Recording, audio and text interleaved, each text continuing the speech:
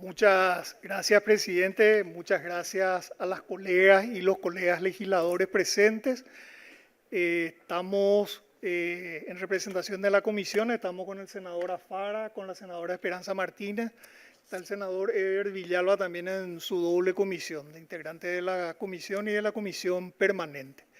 Quiero destacar también que están siguiendo esta sesión representantes y líderes de las asociaciones de afectados por la mafia de los pagarés. Algunos están siguiendo presencialmente, otros por vía telemática y hay otros también fuera del recinto de la Cámara del Congreso Nacional. No sé si tenemos el material. Voy a ir exponiendo algunos materiales de tal manera que se entienda la complejidad del problema y también lo que se ha venido haciendo desde la comisión. Lo primero que hay que decir es que esto no es algo nuevo. Esta es una práctica que viene desde hace muchos años. De hecho, en el año 2015 hubo varios procesos, creo que fueron 2.000 o un poco más de 2.000 afectados. El proceso llevó la fiscala Teresa Sosa y eso permitió varios arreglos de casos similares. Así que tenemos estos antecedentes. Ya antes de crear la comisión, tanto senadores como diputados, abogados del foro, se fueron interiorizando de estas prácticas y por ese motivo en la Cámara de Senadores decidimos hacer una comisión para estudiar cómo funcionaba este entramado judicial, este entramado criminal. Le llamamos, bueno, en la opinión pública quedó como mafia de los pagarés, pero literalmente es una mafia de los pagarés. Y voy a empezar diciendo esto.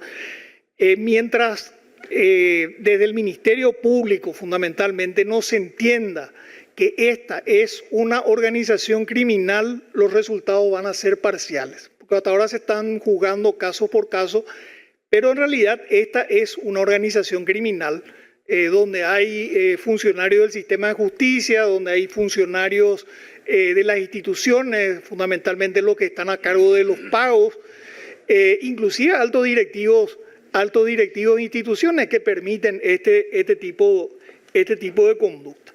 Bueno, entonces a partir de la comisión, uno de los primeros objetivos fue entender cómo funcionaba y la idea es iniciar esto y después vamos a entrar en los números, explicando las distintas etapas que tiene, pues son distintas etapas y distintas conductas que tiene este entramado criminal y cómo estafan a las víctimas. Tenemos para hacer sencillo el esquema, pero me voy a explayar posteriormente. Tenemos una cuestión previa que es el ofrecimiento del financiamiento, que ya viene con una información previa, porque van a ver después en los números, por lo menos los casos que tenemos en comisión son unos 7.000 y la gran mayoría son funcionarias públicas en realidad. Entonces, con ese conocimiento del saldo que tiene el salario, el funcionario público se le ofrece el préstamo. Muchas veces el préstamo está encubierto, es supuestamente una compra de, qué sé yo, una licuadora, pero en realidad es un préstamo en dinero. Y ahí viene el descuento convencional. El descuento convencional es la autorización que hace el funcionario para que se le descuente de su salario una suma determinada de dinero. Pero al mismo tiempo se le hace firmar un pagaré. Entonces, ya la autorización es sumamente incompleta porque la autorización no establece plazos, no es clara, no se llenan todos los requisitos que tiene que tener una autorización. Entonces, a lo mejor el funcionario ya pagó todo, pero le siguen descontando Y cuando reclama, después aparece el pagaré que es transferido a otra persona y se le demanda por medio del pagaré. En la etapa 1 tenemos lo que les había dicho, la necesidad económica del funcionario. Tenemos también personas que no son afectados, que no son funcionarios públicos, pero la gran mayoría, vamos a ver después, son funcionarios públicos.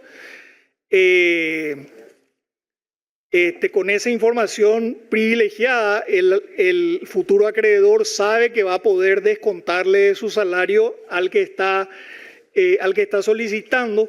Posteriormente se le hace firmar de manera engañosa documentos, múltiples autorizaciones de descuento, múltiples pagarés en blanco o al portador. Esto es muy importante porque no le ponen fecha, por ejemplo, entonces el pagaré no prescribe nunca.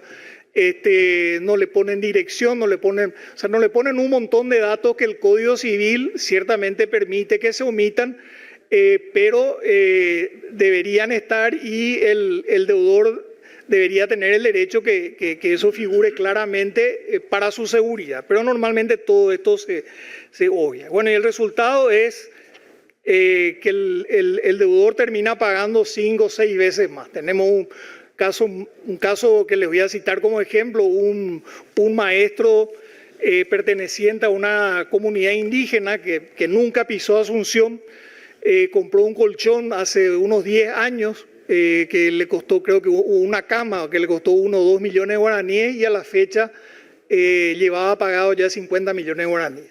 Ese es el nivel esos son los niveles que manejamos. O sea, deudas de 5 millones que se convierten en 10 millones.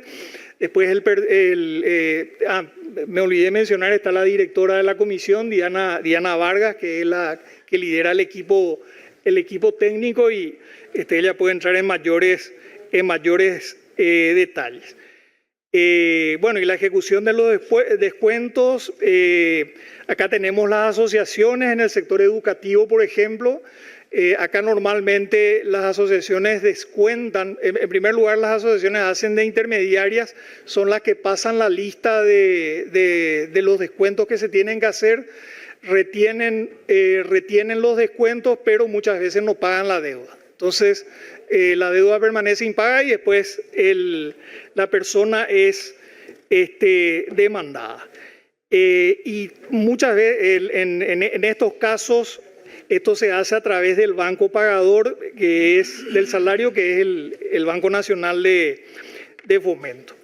En el sector salud, por ejemplo, las autorizaciones son directamente presentadas al Banco Nacional de Fomento y los descuentos se hacen de la cuenta salarial.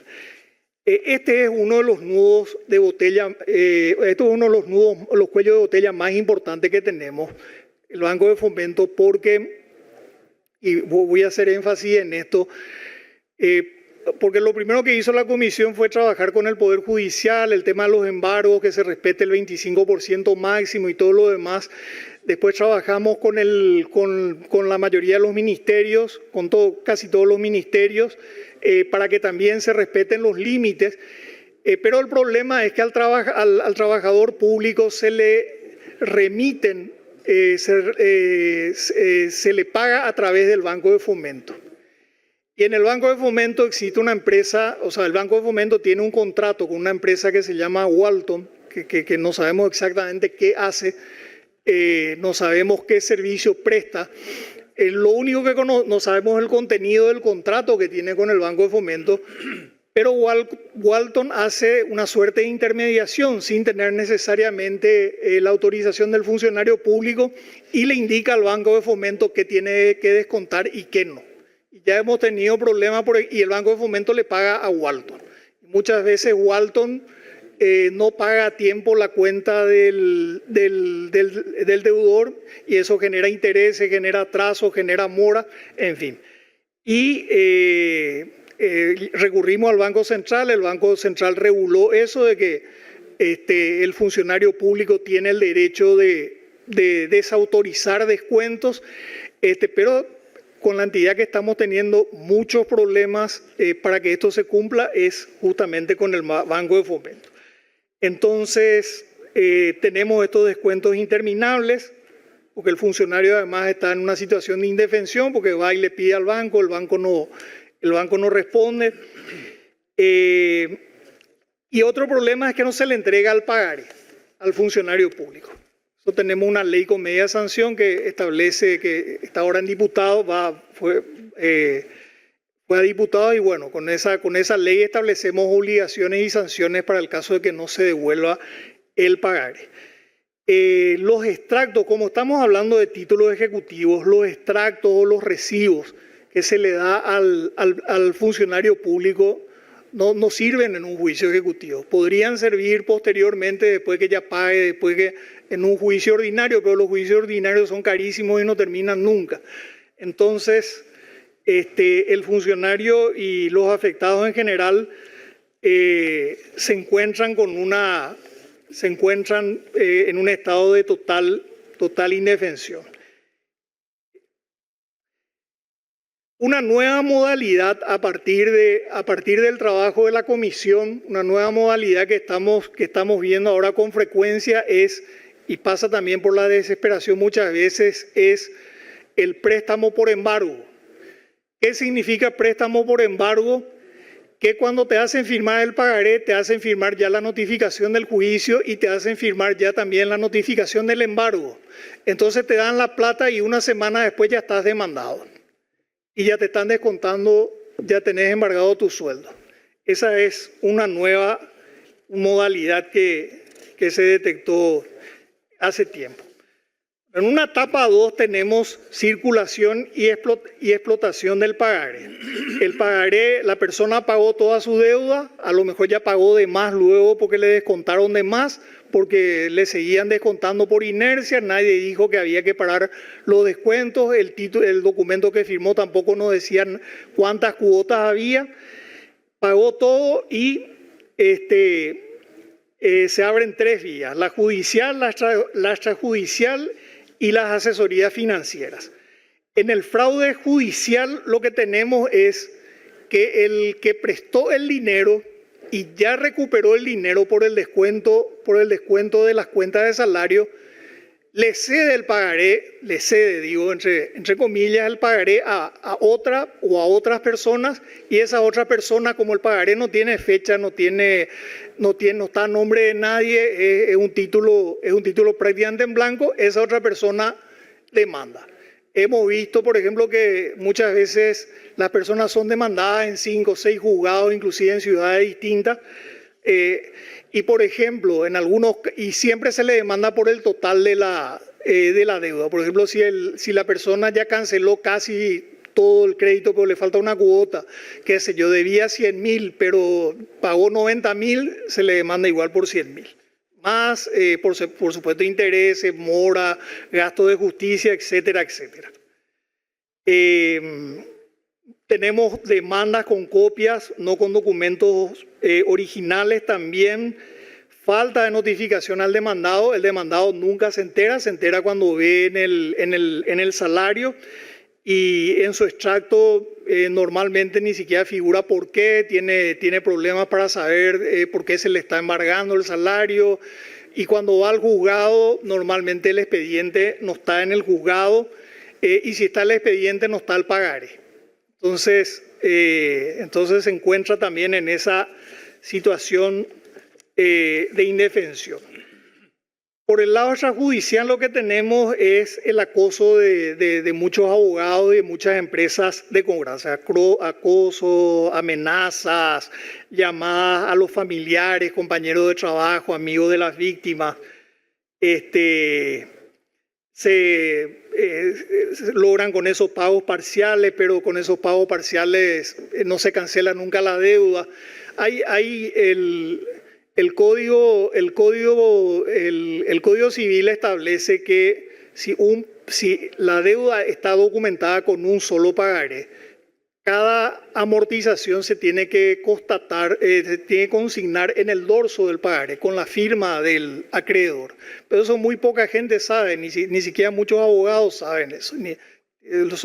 Así que mucho menos las personas particulares. Y bueno, se aprovechan de eso. y después del acoso y después de sacarle por la vía extrajudicial todo lo que puedan, vuelven a la vía judicial. Y después tenemos una tercera vía que son las asesorías financieras. Las asesorías financieras se presentan a los afectados y le dicen: vos estás muy endeudado, nosotros lo que vamos a hacer es te vamos a conseguir un crédito, vamos a cancelar toda tu deuda, vamos a conseguirte una mejor tasa y con eso vos vas a empezar de nuevo. ¿Qué es lo que hacen normalmente estas firmas? Por supuesto, incluyen deudas previas, honorarios de la asesoría, que muchas veces son muy elevados. Le hacen firmar el nuevo pagaré consistente en la cancelación de la deuda al afectado. Ellos cobran el dinero supuestamente para pagar las deudas anteriores, no pagan las deudas anteriores y ejecutan el nuevo pagaré. O sea, esta persona que ya ha sido estafada vuelve a ver duplicada su deuda.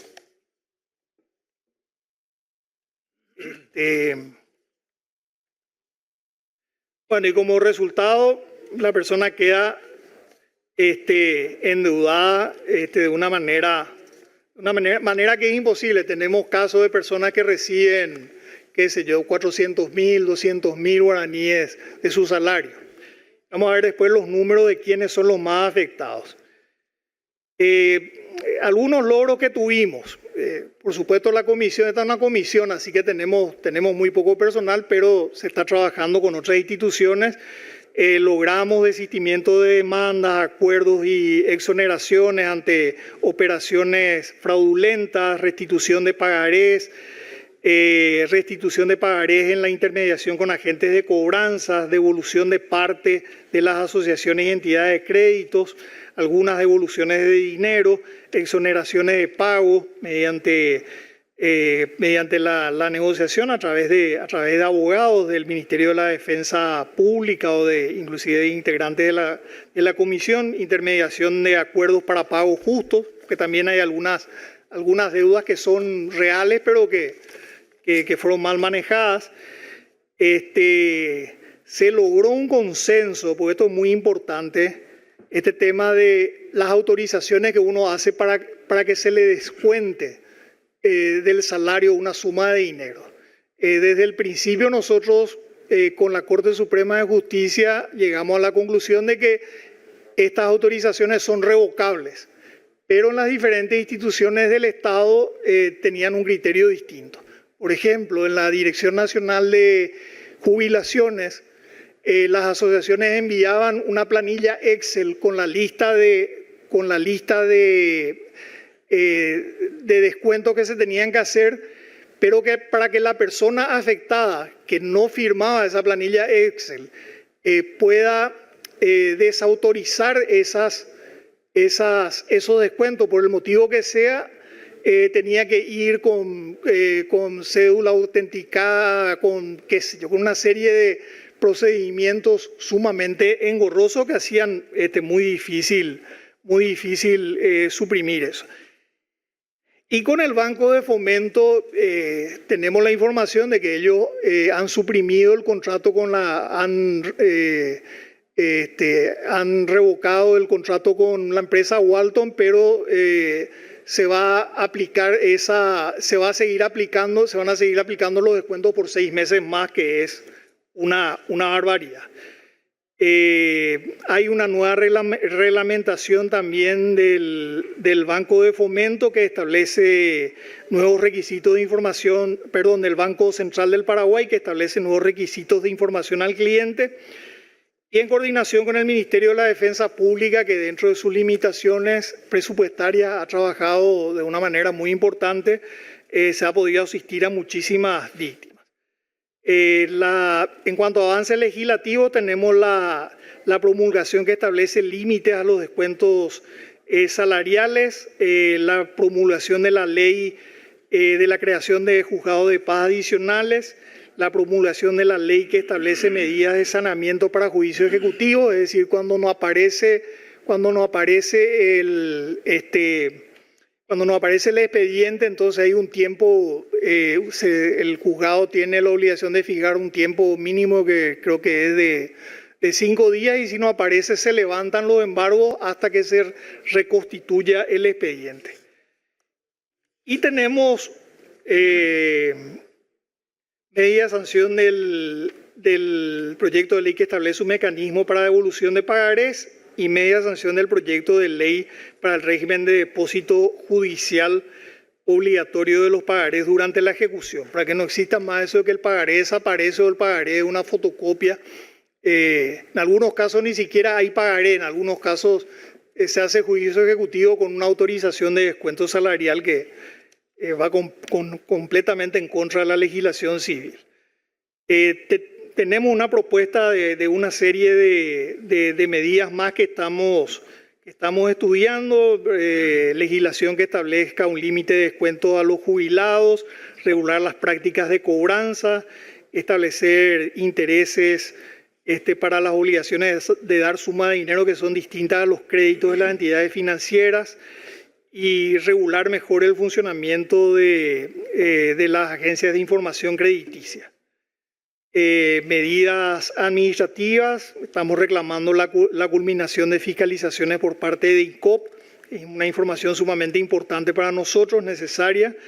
La culminación de las auditorías y expedientes que están ante la Corte Suprema de Justicia. Discutir la eliminación del servicio de cobro y descuento salarial. Acá resulta que también es una especie de negocio para el Estado el cobro, porque el Estado cobra una comisión. Entonces, ese también es un tema que tenemos que analizar. Algunos números que me parecen importantes.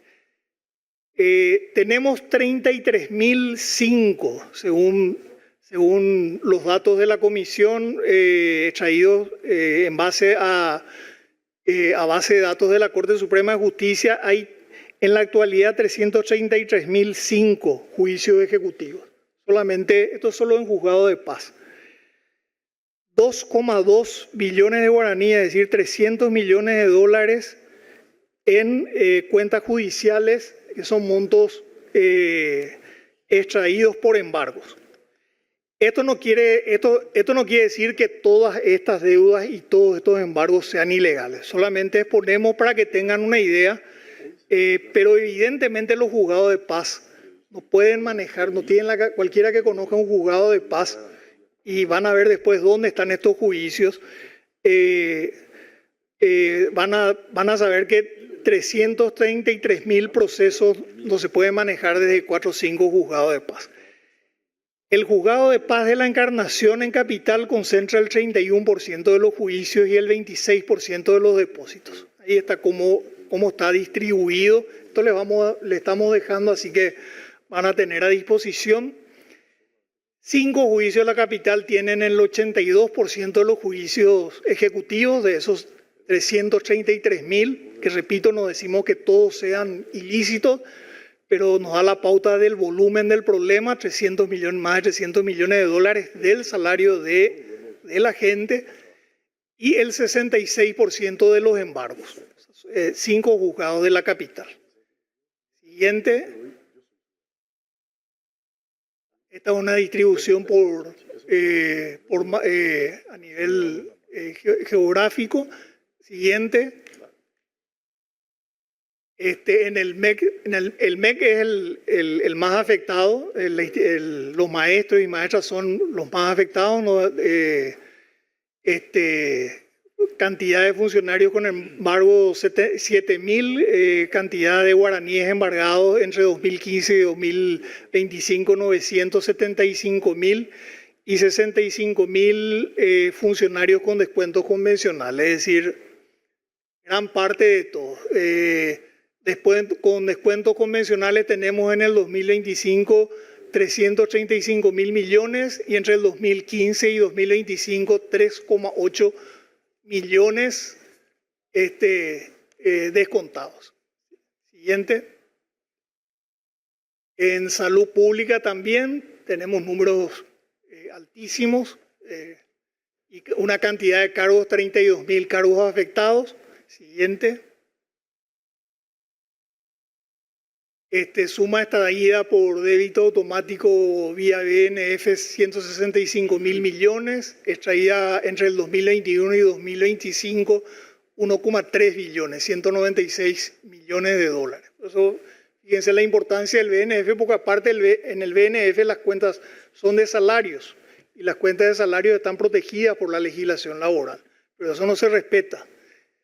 Siguiente. Y esta es la distribución, 70% de las afectadas son mujeres, 30% varones, el 13% vive en Asunción, pero vimos que solamente el 13% vive en Asunción, el 87% vive en el interior, pero más del 80% de los juicios están en Asunción. Esa es otra forma también de perjudicar a la gente, porque no importa dónde contrajeron el préstamo, se les demanda en Asunción. Y algunas veces en varios juzgados y algunas veces además en otras ciudades del interior. Entonces una persona que ya prácticamente tiene saldo cero en su cuenta, no tiene la posibilidad, tiene dificultad para llegar a Asunción y llega a Asunción y se encuentra con que el expediente no está. Entonces es realmente, ahí es donde decimos que es un entramado y bien montado para que el afectado esté en absoluta situación de indefensión. Siguiente. Esto es en base a los 7.000 afectados que tenemos registrados en comisión, o sea, la gente que se le ha atendido en la comisión. El 64% en el MEC, el 16% en salud pública, y bueno, después en IPS, en clínicas, y 13% en otras 51 instituciones. Hay también un pequeño porcentaje de personas privadas afectadas, de personas que no son funcionarias públicas. Siguiente. Bueno, algunas medidas pendientes. Esto ya pasamos. Siguiente.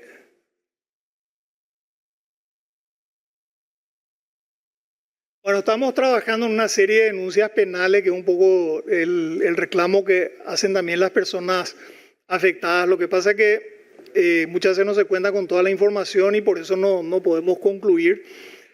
Pero estamos trabajando en denuncias penales contra personas concretas. Hasta ahora tenemos 18 eventuales denuncias. Eventualmente estamos trabajando también en caso de que nos cesen esos descuentos y que se le siga impidiendo a la gente desautorizar los descuentos de las cuentas de salarios en el BNF. Estamos trabajando también en una eventual denuncia penal contra autoridades de BNF y de esta empresa que trabaja con el BNF. Bueno, y se hace durante todo enero y durante febrero se va a continuar acompañando a diario a las víctimas. Estamos recibiendo a las víctimas los lunes, martes y miércoles. Se está coordinando con la defensa pública y otras instituciones. Y bueno, y los proyectos de leyes que ya mencionamos. Siguiente. Contra varias personas, sí. Siguiente. Oh, ya terminamos, parece. Bueno, disculpen la extensión del informe, la incapacidad de... El tema es que es bastante complejo y bueno, queríamos dar una información completa y quedamos a disposición para preguntar. Para cerrar nada más, el Poder Judicial tiene sus tiempos, el Ministerio Público tiene sus tiempos, obviamente nosotros reclamamos eso y por esas razones es fundamental la voluntad política del Congreso. O sea, si el Congreso no hubiera tomado este tema, me estoy refiriendo a las dos cámaras, si bien la comisión es una comisión del Senado, pero en las dos cámaras se está trabajando en el tema. Si el Congreso no hubiese tomado este tema, probablemente no habríamos tenido ningún avance. Si bien es cierto, y con esto termino, la Corte Suprema de Justicia está trabajando en dos cuestiones que pueden aliviar bastante este problema. Una es un sistema de alerta cuando el nombre de una persona aparece en cualquier tipo de expediente en el Poder Judicial. Ellos están trabajando en una alerta para que le llegue esa información a la persona a su teléfono. O sea, no importa que sea una demanda, que sea lo que sea, o que le pusieron de testigo, no importa. Cualquier cosa para que esa persona esté atenta y pueda ver qué está pasando. Y la otra medida que está trabajando, que esto hablamos con la Sala Civil, es la digitalización de los juzgados de paz, sobre todo de Capital y de Central, que son los juzgados más vinculados a... Vieron que son más del 80% de los casos. Esas son dos medidas importantes que está tomando la Corte. Vamos a tener una evaluación más precisa ahora que se reinicia el año judicial. Vamos a tener información más precisa de cómo están funcionando estas nuevas leyes que aprobamos. Bueno, y muchas gracias de nuevo por la atención. Yo quisiera, presidente, a través de la presidencia, si los senadores, la senadora quieren agregar algo, y quedamos a disposición para consultas y preguntas de los colegas.